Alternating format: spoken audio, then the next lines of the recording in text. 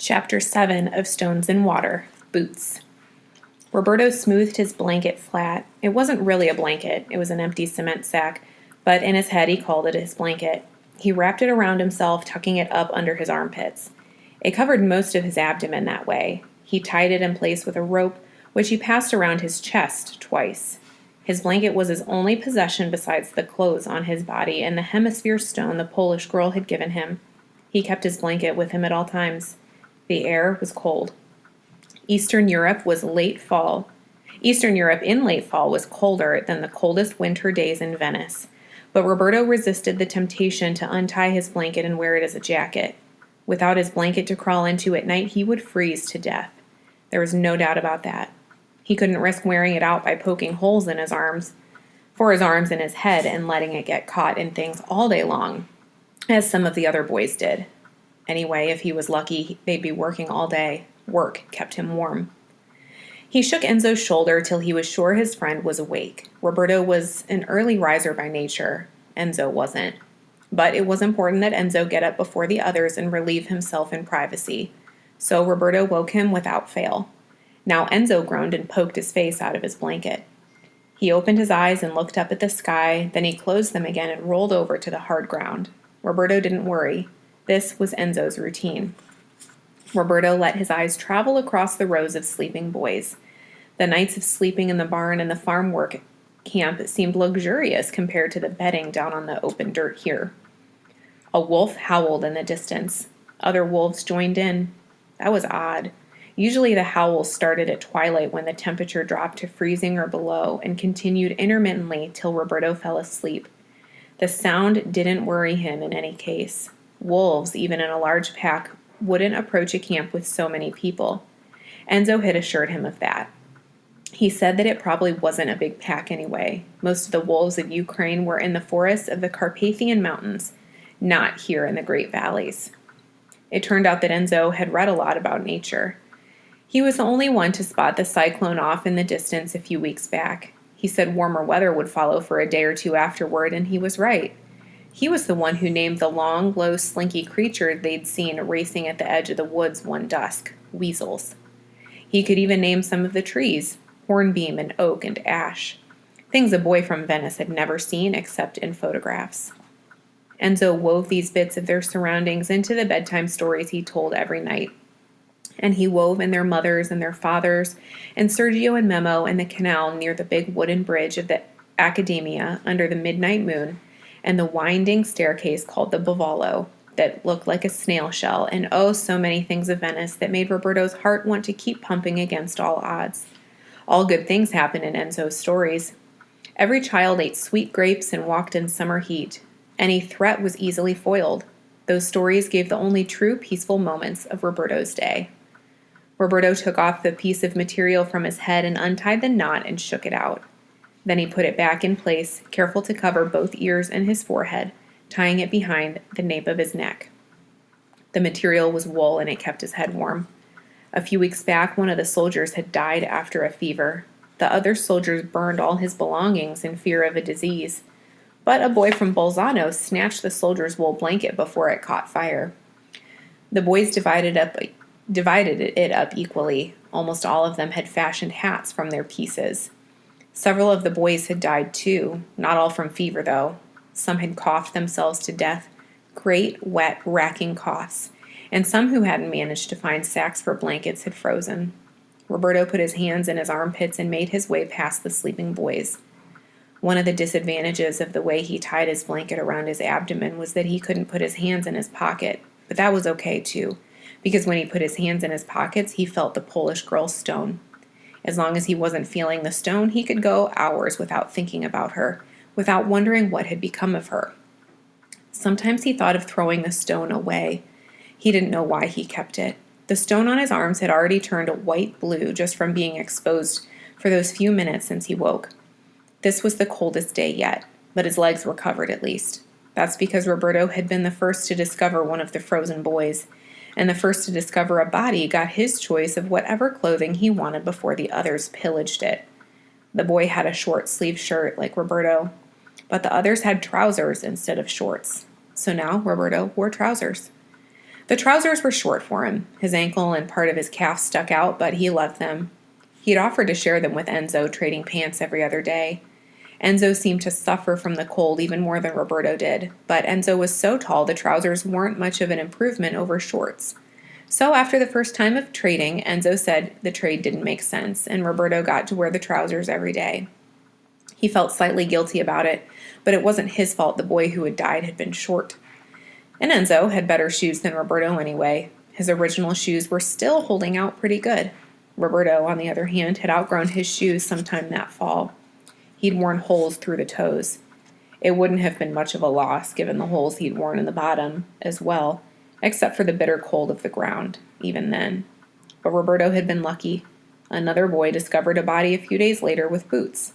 Not the high, thick boots that the German soldiers wore, but good boots, nonetheless. They came up over the ankles and the laces were still in place. So that boy took the boots and left his own shoes big enough for Roberto's feet and with only one hole in the bottom of the left shoe. Roberto had moved swiftly to grab them. The hole hardly mattered, for Roberto and Enzo had ripped up a bloody shirt Enzo found in the back of a truck they were unloading and wrapped their feet inside their shoes. There was enough material to go around each foot twice. Roberto stood at the edge of the sleepers now and hiked up his blanket carefully. He relieved himself into the small ditch they dug when they first made camp here, when the ground was still workable. Enzo joined him, his blanket tied around his shoulders like a cape.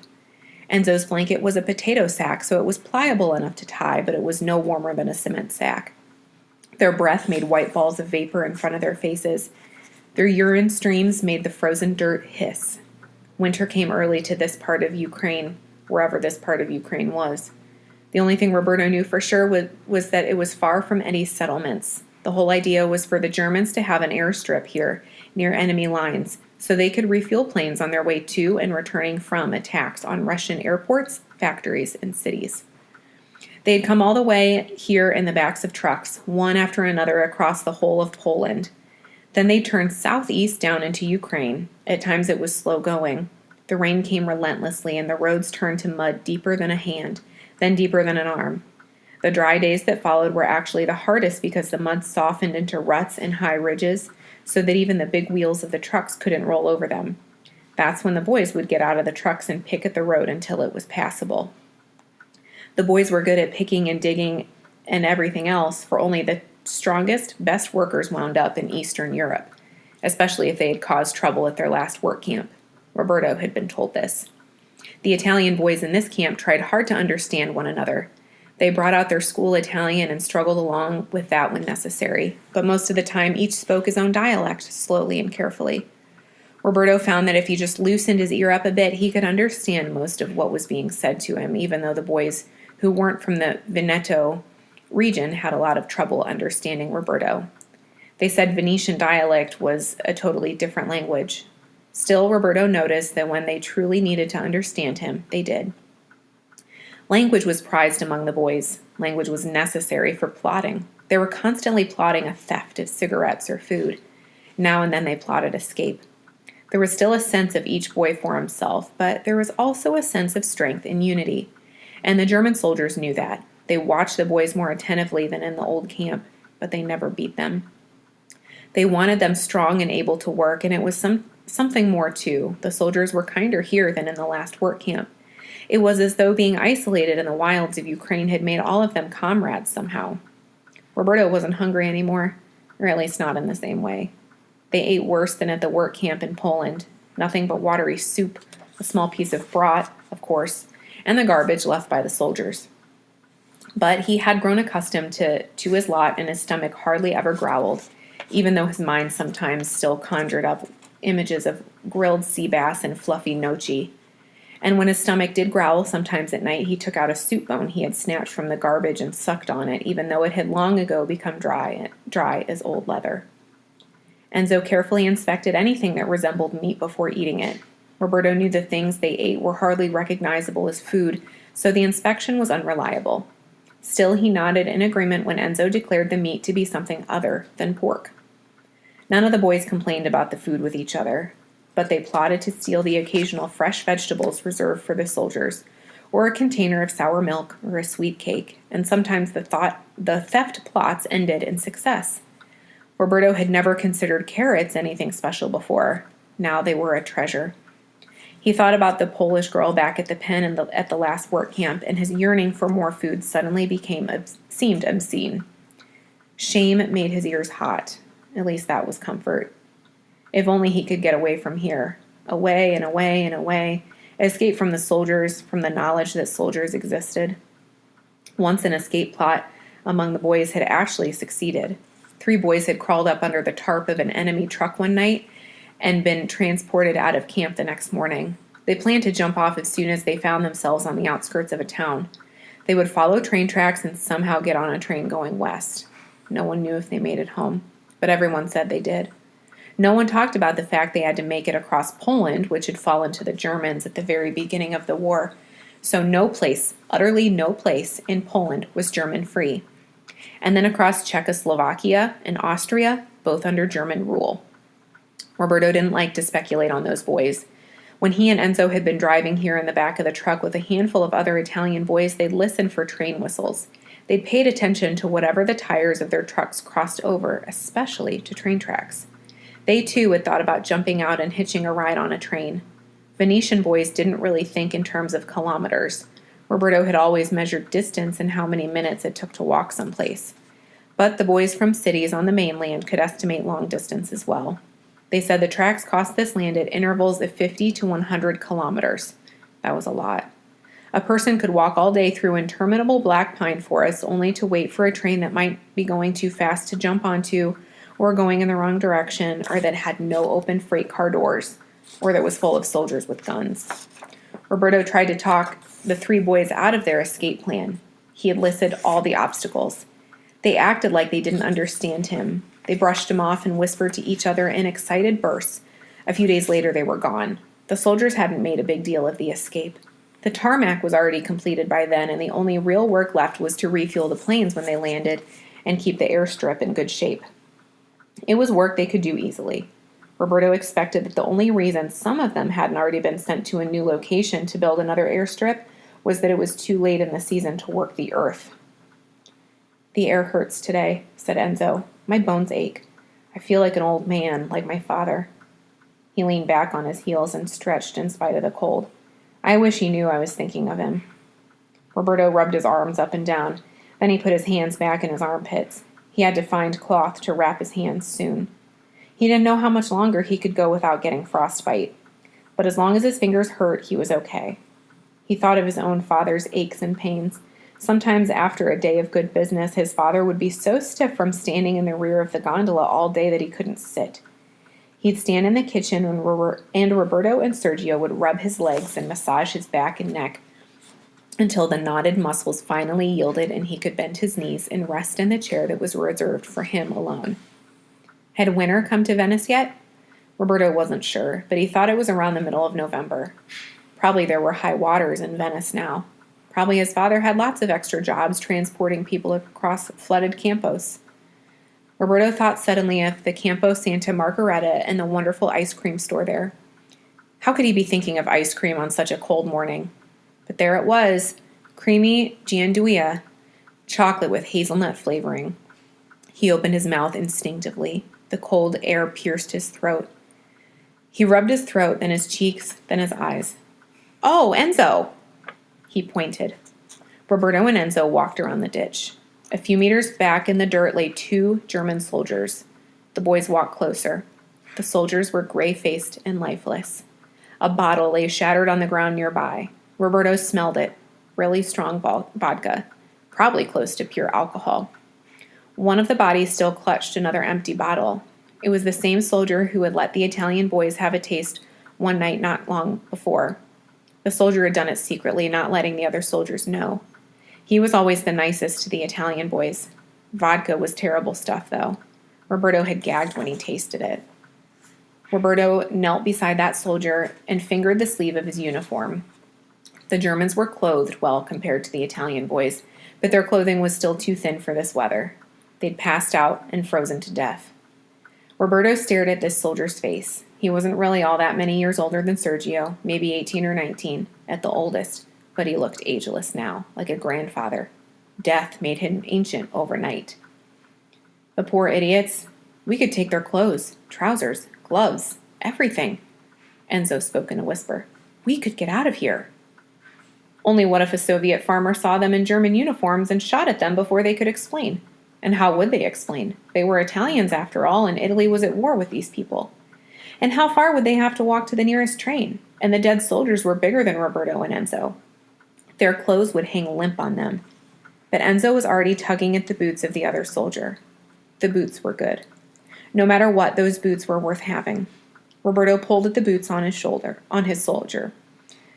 Look! One of the Italian boys stood pointing from the far side of the ditch, and now a group formed. Roberto had the boots off and was pulling at the trousers. Enzo was still struggling with the second boot of his soldier. A German soldier came up. He shouted in alarm. He leveled his rifle. Enzo stood up fast, both hands raised with a boot in each one. Stand up, Roberto! Raise your hands! Roberto gritted his teeth. It would only take another few minutes. The soldier's trousers were long enough for Enzo, and Enzo couldn't bear much more of this cold. Roberto yanked the trousers off and started on the shirt. He worked like a madman, his half-frozen fingers fighting the frost-covered buttons. The soldier fired.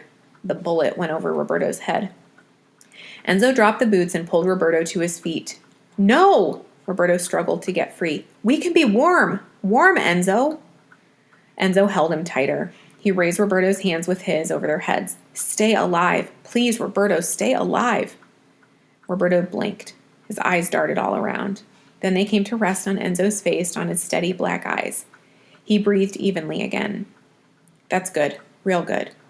Enzo loosened his grip, and the two of them faced the soldier. The soldier came around the ditch, his gun pointed at them. His face showed fear. The only two other soldiers in the camp came running. They held their rifles out front at the ready. They yelled as they came. The boys on the other side of the ditch backed off. The first soldier looked across the scene. He kicked the vodka bottle from the dead soldier's hand. He said something over his shoulder to the other two soldiers. Then he picked up one pair of boots and handed them to Roberto. He handed the other pair to Enzo. He shouted and gestured for them to get back on the far side of the ditch. Roberto ran with his boots clutched to his chest. The madness that had grabbed him when he was stripping the soldier was entirely gone now. It was too bad he couldn't have kept the trousers for Enzo. And oh, if they could have had the long-sleeve shirts and the gloves. But they both had boots now, and boots were wonderful. It was only the start of winter. The boots would serve them well. He sat down and put them on. Enzo sat beside him, pulling on boots, too. 2 against 3, that's the best odds we'll ever see again. We could have grabbed the guns. We could have shot them before they knew what was happening. Roberto didn't answer. For the first time, Enzo's fighting words irritated him. What was the point? They both knew very well why they hadn't grabbed the dead soldiers' guns, even if they could have brought themselves to shoot the 3 other soldiers, and Roberto wasn't sure they could. It would have been no use. Where would they go from here? They'd starve before they got there, or freeze, or get shot. But one thing was certain, they'd die without the German soldiers to watch after them. They were trapped. They'd been trapped since that afternoon in the movies in Mestre. Roberto thought of the boys who had snuck away in the back of the truck. The conviction that they were now dead lay heavy on Roberto's chest. Why couldn't Enzo admit it? Why did he have to persist in those stupid, meaningless fighting words? Roberto shook his head. He stood up and walked off to breakfast. The boys spent the day leveling the airstrip, filling in recent holes, clearing off broken branches and rocks that had been blown there by the night winds. They knew that they'd been allowed to sleep late, and when they woke in the morning, a plane would land for refueling. That's how it always happened. But it didn't work out that way. Roberto woke in the still of the night. Something was different. At first, he didn't know where he was. Everything was cloudy white and noisy in the dim moonlight. It had snowed, and it was still snowing, hard. And there was scuffling next to him. Enzo screamed. Roberto jumped to his feet. That's when he realized he was barefoot. They'd slit the bottom of his cement sack blanket and stolen his boots. And someone had snatched up his old shoes as soon as he'd taken them off. Now he'd have to find something else to serve his shoes. Maybe another ripped-up cement sack. Otherwise, his feet would freeze. They'd be bloody, frozen stumps. If he didn't get something on his feet soon, he was as good as dead. Enzo screamed again. Enzo was fighting them. It was hard to see in the night with the blanket as part of the fray, but Enzo was fighting for his boots, for his life. Roberto shouted and jumped into the middle of it. He shouted and shouted at the top of his lungs. He swung his fists and beat whoever he could reach. He got knocked in the head, in the chest. He got thrown into the ground. A shot went off in the night sky. A soldier yelled. The thieves disappeared into the dark. Roberto got to his knees. Enzo? He crawled to the crumpled form. They didn't get my boots, Roberto. Enzo's voice was barely a whisper. I tried to keep them from taking yours, but one was already off before I woke and realized what was going on. I'm sorry. It's all right, Enzo. I'll get my old shoes back from whoever took them. No, you won't. You'll wear these boots. When I die, they're yours. No. Roberto lifted Enzo's head and back into his lap. Don't die. Please don't die. I have to. That's what this war is about. Enzo held on to Roberto's shirt. Roberto had to lean over to hear Enzo now. I'm going to freeze to death. No, I won't let you freeze. Roberto tucked his own blanket and Enzo's blanket around them both. Enzo's headcloth had come off in the fight. Roberto picked it up now and tied it on carefully. Then he lay down beside Enzo, cradling him in his arms. He breathed hot on Enzo's forehead. He couldn't see Enzo's bruises in the dark, but he had seen others recover from savage beatings. Others recovered. Others recovered. You'll have to tell yourself stories now, said Enzo in the softest whisper. Do it. Do it to keep your spirit strong. I will. Don't forget, please. I won't. And fight, Roberto, even though you hate it. I know you hate it. Roberto nodded. I do. I hate it. So do I, but you have to fight. I don't mean with your fists. I mean inside. Don't ever let them win over the inside of you. Roberto thought of how annoyed he'd been with Enzo's fighting words only yesterday morning. He was grateful he hadn't said anything about it to Enzo then. I understand. I'll fight. Speak Venetian all the time. Remember who you are. I can't speak it without you. You have me. Enzo patted Roberto softly on the chest. Here, you have me. Yes. Roberto's eyes filled with tears. Yes, you're in my heart. You're a good friend, Roberto. So are you, Enzo. The best. I wish I could keep living just to see this war through with you. He smiled. How lucky I've been to have you for a friend. Roberto could hardly talk. Me too. The snow fell. Hour after hour, Roberto stayed awake, brushing it off the tips of Enzo's hair, which stuck out from a headcloth. He rubbed Enzo's back under the blanket. He kept him warm. The snow fell still. Still fell. When it stopped, the stars came out. They sparkled in patterns all over the heavens. Roberto didn't recognize any of the constellations. It was as though he was looking at the sky for the first time. The brightness of the stars promised a clear day ahead. He slept at last until the first weak streaks of sun crossed the sky. Roberto shook Enzo. Enzo didn't respond. Roberto rocked back and forth on the ground, holding Enzo's body tight, keeping it warm, though it no longer mattered. Sadness blanketed their world. Roberto curled over and whispered hoarsely in Enzo's ear, You didn't freeze. At least you didn't freeze.